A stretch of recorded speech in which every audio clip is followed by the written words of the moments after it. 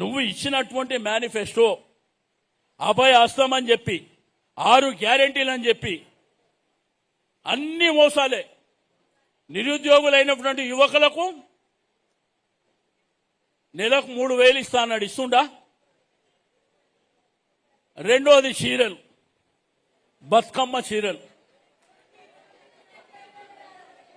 ఈ బతుకమ్మ చీరలు కేసీఆర్ గారు ఇచ్చేటప్పుడు ఇవి టీఆర్ఎస్ వాళ్ళకే ఇవ్వాలని ఇచ్చిండా?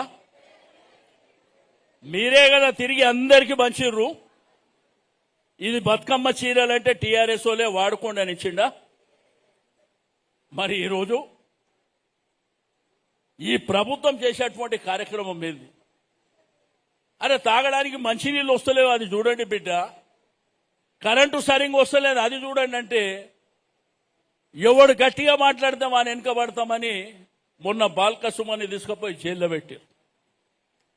సరే, ఇవన్నీ ఎట్లుంటాయంటే పొయ్యకాలం వచ్చినప్పుడు ప్రవర్తన ఇదే పద్ధతిలో తయారైకుంటూ వస్తుంది. ఎవరికైనా నెత్తి మీద శని కూసినప్పుడు ఇదే ప్రవర్తన వస్తుంటుంది.